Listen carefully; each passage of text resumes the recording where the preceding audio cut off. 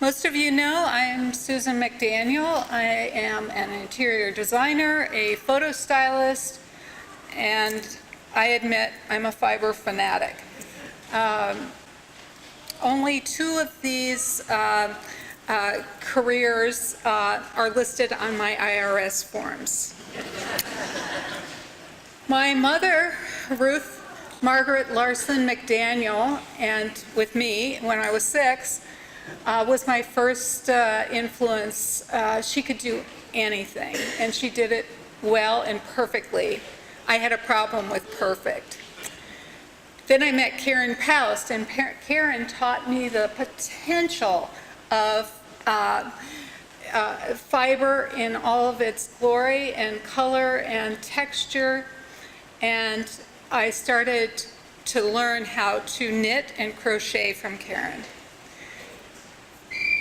In my early work, I didn't use, and still to this day don't use any patterns, and I started making things just because I needed a computer bag or some necklaces and a jacket. Why not? This is my attempt at making some jewelry, which you can tell I've sort of branched out and started embellishing upon what I had already learned.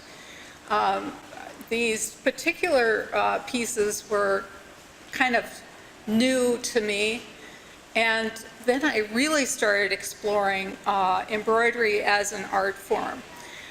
This is a piece that is crafted with applique and embroidery and also with some beads.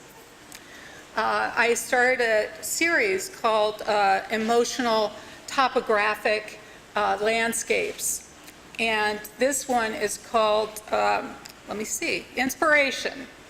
And they inspire me. I pick up a piece of fabric, I pick up the materials, and they just tell me what they want to become.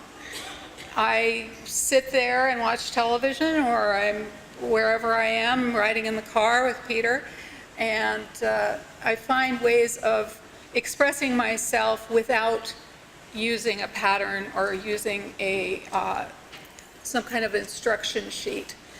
This piece was also part of that series, and I called it Growth.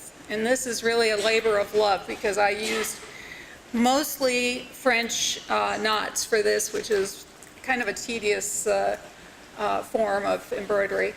This was inspired from a trip to Chincoteague Island to visit some friends, and Peter dragged me out bicycling, and this was through a tidal marsh, and I came home and that was what I made.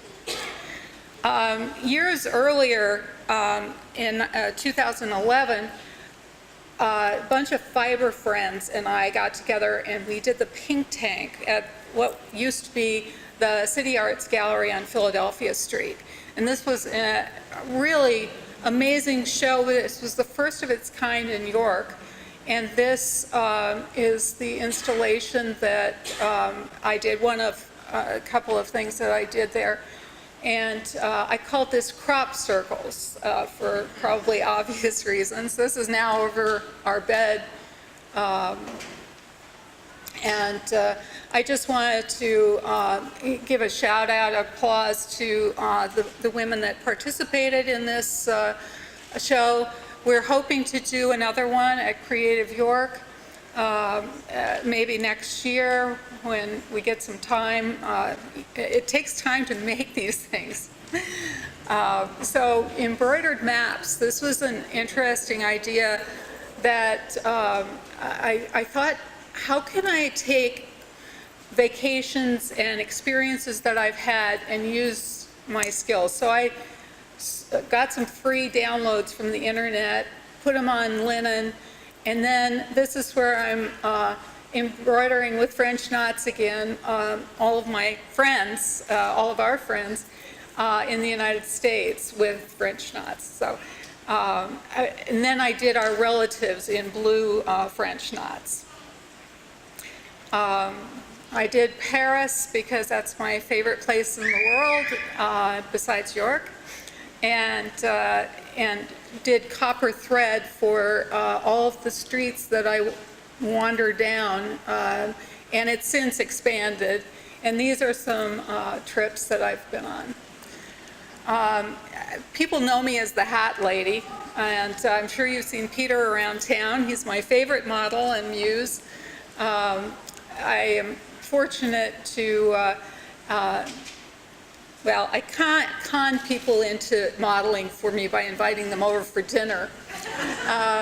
But I make these without a pattern. I just make a really big knitted or crocheted or knitted and crocheted piece and then throw it in the wash and see what happens.